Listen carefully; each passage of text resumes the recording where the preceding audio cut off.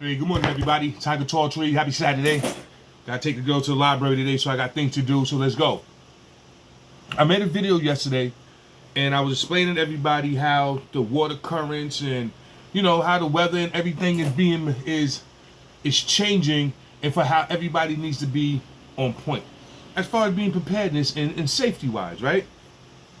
I'm gonna go a little deeper today because I do things for a reason. Now, the reason why I started yesterday with the final call, I did that on purpose. When I said I was looking through my book of life and I was looking at what articles and how can I bring this information to y'all, I started with the final call for a reason. And the reason why I did that, all right, there's a saying amongst the elitists. There's a lot of people that always ask me, oh, Ty, you think you better than everybody? You think you better than everybody? Who the hell you think you are? You think you better than everybody? But there's a saying amongst the leaders that say that, they treat you, and I say you because I don't let them treat me like that, but they treat you and the average citizen or the average human on this planet as sheep or cattle. You ever heard that? They feel that we're cattle. They feel like everybody's cattle. You know why? Because nobody fucking thinks. That's how they feel. They can tell you what they're going to do to you. They can tell you all kinds of crap they're going to do, and nobody does nothing. That's why they call you sheep or cattle, because they feel like a man would stand up and do something, even if it's to the demise, to the death of him. That's a real man. So when we say men or women, we're talking about people that could consciously think. So when I started with the final call yesterday, trying to explain all the different anomalies with the weather and the tornadoes that was happening and all that, I did that because there's a lot of black people that always want to play the goddamn race card on everything. Everything's a freaking race card. And okay, so let's just keep it that way. Okay, so every black person, oh, these white people don't tell us nothing, or they building bunkers and we don't know, no, mother effers, they are telling you. Minister Farrakhan, a black man, the final call has been telling black people for almost 10, 15 years that this weather is changing. That America needs to be prepared. We have been told by black people, so stop saying that, that when they build these bunkers and Zuckerberg no, we've been known. Nobody wants to do nothing because y'all want to just throw it up and go get BBLs and all this other nigga shit. Nobody ever wants to go get a raft. Listen, I'm from Long Island. I remember Hurricane Katrina. I remember when Hurricane Katrina happened and all those people got displaced and had to be sent all over the freaking United States. But the thing that stuck with me the most when I seen Hurricane Katrina was how many people was walking through that dirty water. Yeah. Y'all got big ass levees right here. Everybody knew them levees was in New Orleans before Katrina hit. And you mean to tell me the government and just the people yourself didn't have a fucking raft on the side of every house? Do you understand what I'm saying when I say be prepared? If you live on the East Coast, from Florida all up to freaking Maine, every house on that coast, based on the bedrooms in your house, should have a certain amount of boats or rafts or something, some floating device. Because when I seen Hurricane Katrina, and remember the stories that was coming out for people that don't remember, there was alligators going through the water. When you have catastrophe with flooding, it ain't just the feces. It's not just the rats. It's not just all the bugs. It's not all the dirt. You actually have alligators and shit floating through that water. And people had to walk through it with the water up to here. I remember seeing the videos of that. And has anybody learned? Has anybody from Florida? Why the hell does all those freaking hotels in Florida don't have rafts or boats?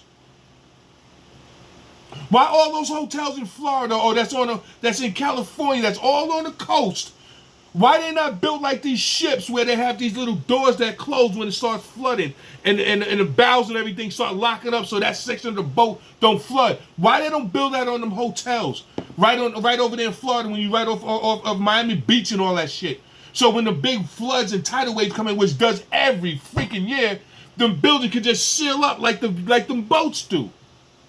We have the technology to save lives. All governments should make sure that everybody, if you live on the coast by water, everybody based on your room should have a raft, a boat, or something on there, whether you rent or own your house. That should be part of the insurance policy. See, a lot of people talk about the Jews.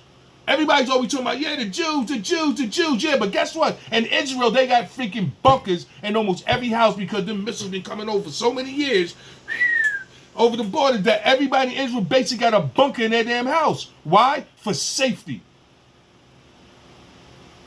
All the people that live up in the mountains and the woods, why don't they have that foam that firefighters have that can just use foam it out, flume, and you can kind of stop fires or whatever you need to do? Why they don't just mandate that on your house if you live in the mountains? See, this is the type of solutions I'll be looking for. And if they not going to do it for you, why can't you do it yourself? I'm from Long Island. My dad ain't got no damn boat on the side of the house. We live maybe fucking 3 exits from freaking the ocean. I lived in Long Island when we had Hurricane Sandy and all those storms came through, and I remember trees falling on the house and all kinds of crap. Nobody still had no rafts. And I'm like, if you live by the water and it floods, what are you going to do? Safety, survival. That's why the leaders, it's called Revelation of the Method. They tell you everything that's going to happen.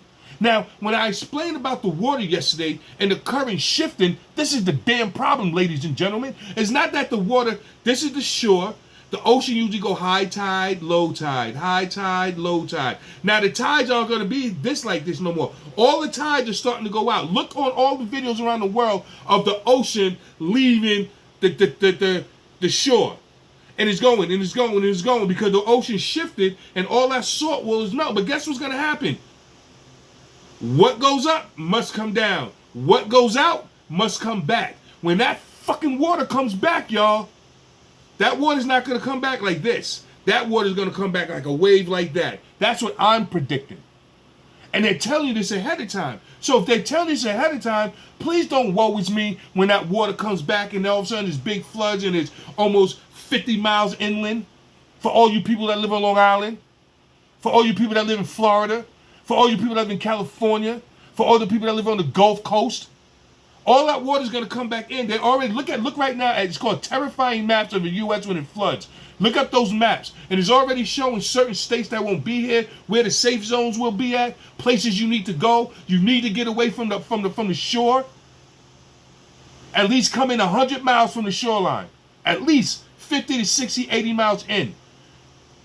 And nobody's really talking about this. So if nobody's going to talk about it, I'm asking y'all, did y'all get your rafts yet? At least a boat. Because when that flood comes, remember, in New Orleans, everybody, if you remember, how high was that water in New Orleans? I just read just something where the Mississippi River crested at 48 feet in Tennessee in 2011. It's going to get worse than that. When you see things cresting at 48 feet, 50 feet, that means that's how high you better get, higher than that. That means you might have to be able to climb on your house. Do you know how to climb on your house? Do you know how to climb a tree? Do you have the spikes to help you climb a tree? Little things like that. If you live in the woods, everybody should have spikes to climb a tree. Start learning how to climb those things. Start learning how to put on your bag, one on the back, one on the front, and climb that tree and strap yourself to that shit and just stay there for an hour. I've told people that when you get to survival bags, have you taken 2 pieces of chicken breast, slice it real thin, and then take those 2 pieces and try to sew it together. If you got to take care of somebody, that's what it's going to feel like. So when I say survival isn't just having supplies, it's a state of mind. You need to practice. How many people look? Texas, flooding. People survived it. It's wet. What are you going to do the next day? Does anybody even have, I said it for years, does anybody even have waterproof matches? This shit will save your life. And it's cheap shit, as my mother would say. Is anybody getting into this stuff to save your life? When I first started my page, I started talking to women. Women was my biggest crowd because they were the one that was going to get this stuff and putting stuff in their room. It looked like nobody's really doing it. I'm Tiger Talltree. And I'm quote unquote a survivalist, a prepper, whatever the hell you want to call me. But I'm raising kids. My wife used to call me fanatic until one day I was over the road driving and the water main broke and we ain't have water here in Charlotte on this side of town for like a day and a half. She ain't know what to do. She got scared. I was like, go plug in the osmosis machine. Just plug it up. In about 2 hours, you'll have water, baby. I'll be home in about 5, 6, 7 hours. After that, she was like, oh, go do what you got to do, Dad. Y'all better start doing the same thing. Because when anything happens, martial law, calamity, disaster, Antifa, riots in your town. What are you going to do when you need to survive? Do you have fire extinguishers? Huh? Do you have the little basics? If you don't, today, I suggest y'all need to just go start buying something small. Start with some fireproof matches. Go. If you live on the shore, go to Walmart right now and just go buy a cheap little, I don't care if you have to get a 2-man raft. And you have to walk through the water. At least you can put your kids in the fucking raft. Are y'all understanding me? Dads, fathers, uncles, brothers, grow up. It's time to be men now. Things are changing in the world. And this ain't fear-mongering. This is facts. Anyway, I'm Tiger Talltree. Happy Saturday. Start with a pack of fireproof matches. Start your bug out kit with this. Just find a book bag and go find a pack of waterproof matches. And start with that. All right? Until next time, until the next time. Enjoy the rest of your day.